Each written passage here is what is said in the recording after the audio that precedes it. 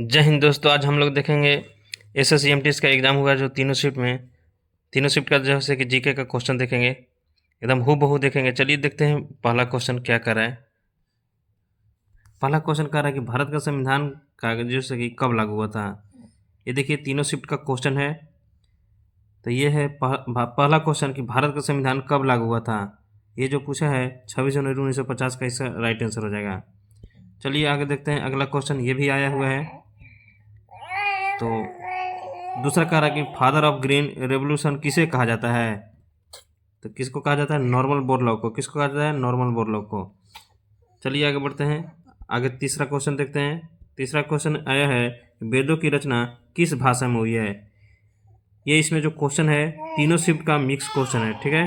तो देखे याद रखेंगे कि तीनों शिफ्ट का मिक्स क्वेश्चन है। तो वेदों की रचना किस भाषा में हुई थी। तो ये जो हुआ था संस्कृत में हुआ था। किस में हुआ था? संस्कृत में। चलिए आगे देखते हैं। अगला क्वेश्चन कह रहा है कि असहयोग आंदोलन कब शुरू हुआ था। तो असहयोग आंदोलन कब शुरू हुआ था? तो जो हुआ था 1920 में। तो दोस्तों असहयोग आंदोलन पूछा है तो नमक सत्याग्रह भी याद रख लेंगे। नमक सत्याग्रह जो तो हुआ था 1930 ईस्वी में हुआ था, ये भी याद रखेंगे। चलिए आगे बढ़ते हैं। अगला क्वेश्चन कह रहा है विटामिन डी की कमी से कौन सी बीमारी होती है। ये भी आया है। तो विटामिन डी की कमी से कौन सी रोग होती है। तो ये होती है रिएक्टिस होती है। कौन होती है? रिएक्टिस होती है। तो स्कर्वी को भी याद रखेंगे। विटामिन सी से स्कर्वी रोग होता है। चलिए आगे बढ़ते हैं। अगला क्वेश्चन देखते हैं। अगला क्वेश्चन कह रहा है कि भारतीय रिजर्व बैंक आरबीआई की स्थापना कब हुई थी। ये भी आया है। तो कब हुआ था आप लोग बताएंगे। ये जो हुआ था 1935 में हुआ था। कब हुआ था? 1935 में। चलिए आगे बढ़ते हैं। अगला क्वेश्चन देखते हैं। अगला क्वेश्चन कह रहा है कि सूर्य के सबसे निकट ग्रह कौन सा है। ये भी आया है। सूर्य से क्वेश्चन आया है। तो सूर्य का सबसे निकटतम ग्रह कौन है? ये है बुध है। कौन है? बुध है। चलिए आगे देखते हैं अगला क्वेश्चन। अगला क्वेश्चन आया है कि जय जवान जय किसान का नारा किसने दिया था। तो किसने दिया था? लाल बहादुर शास्त्री ने। किसने दिया था? लाल बहादुर शास्त्री ने। अगला क्वेश्चन है कि चांद पर पहुंचने वाला पहला देश कौन था। ये भी आया है। तो चांद पर पहुंचने वाला पहला देश कौन था। तो ये जो था अमेरिका था। कौन था? अमेरिका। चलिए आगे बढ़ते हैं। अगला क्वेश्चन कह रहा है विटामिन सी का रासायनिक नाम क्या है। विटामिन सी का रासायनिक नाम क्या है। तो ये जो है एस्कॉर्बिक एसिड है। कौन है? Ascorbic acid.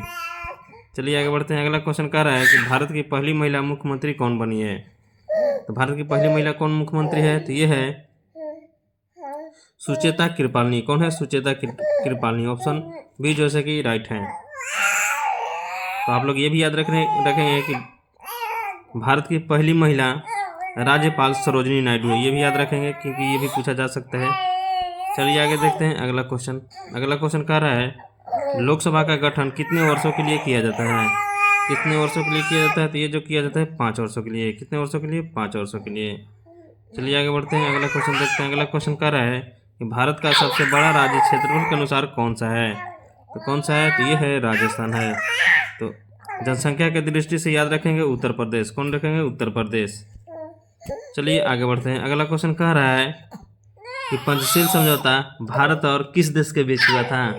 बताना है। तो ये जो हुआ था चीन के बीच। चलिए आगे बढ़ते हैं। अगला क्वेश्चन देखते हैं।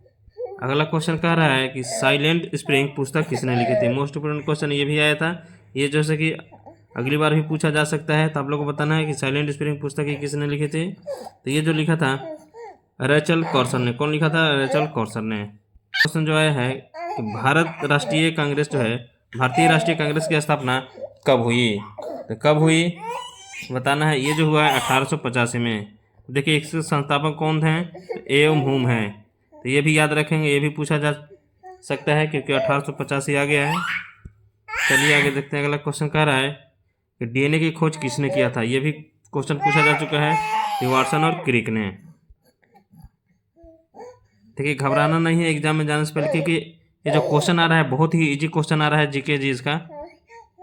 तो आप लोग जैसे कि एक बार रिव्यू देख कर जाएं। ताजमहल किसके प्रेम का प्रतीक है। तो ताजमहल किसके प्रेम का प्रतीक है। ये भी आया था क्वेश्चन। तो किसका है। तो ये है शाहजहां का। किसका है? शाहजहां का। और ताजमहल कहाँ है। तो ये है आगरा में। ये भी याद रखेंगे। चलिए आगे देखते हैं। अगला क्वेश्चन कह रहा है जलवायु परिवर्तन का मुख्य कारण क्या है। तो जलवायु परिवर्तन का मुख्य कारण क्या है। तो ये जो है ग्रीन हाउस गैस है। कौन है? ग्रीन हाउस गैस, ये भी याद रखेंगे। चलिए आगे देखते हैं। अगला क्वेश्चन क्या रहा है कि न्यूटन किसका मात्रक नाम है। देखिए कितना इजी क्वेश्चन आया था। न्यूटन किस मात्रक का नाम है? तो ये है बल का। किसका है? बल का। बल का सूत्र याद रखेंगे कि F बराबर ए में होता है। क्या होता है? F बराबर ए में। ए में होता है द्रव्यमान और ये होता है त्वरण। चलिए आगे देखते हैं क्वेश्चन। अगला क्वेश्चन आया था कि माउंट एवरेस्ट पर सबसे पहले कौन चढ़ा। तो सबसे पहले कौन चढ़ा था? तो ये जो चढ़ा था तेंजिंग नोर्गे व एडमंड हिलारी ने। ऑप्शन ए राइट हो जाएगा। चलिए आगे देखते हैं अगला क्वेश्चन। अगला क्वेश्चन कह रहा है कि बाइनरी संख्या पत्ती का आविष्कार किसने किया था। ये भी आया था, तो याद रखेंगे बाइनरी संख्या पत्ती का आविष्कार किसने किया था। तो ये जो किया था लाइबनिटीज किया था। कौन किया था? लाइबनिटीज। देखिए बाइनरी संख्या में दो संख्या का उपयोग किया जाता है, 1 और 0 का, ये भी याद रखेंगे।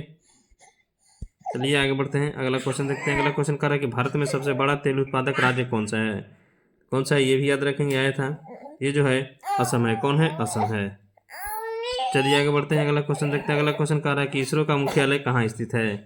तो इसरो का मुख्यालय कहाँ स्थित है? तो ये जो है बेंगलुरु में। कहाँ है? बेंगलुरु में।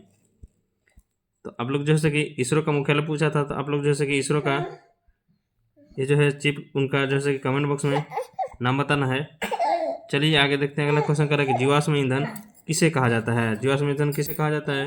ये जो कहा जाता है कोयला, पेट्रोलियम और प्राकृतिक गैस का। तो आज के लिए इतना ही आया था।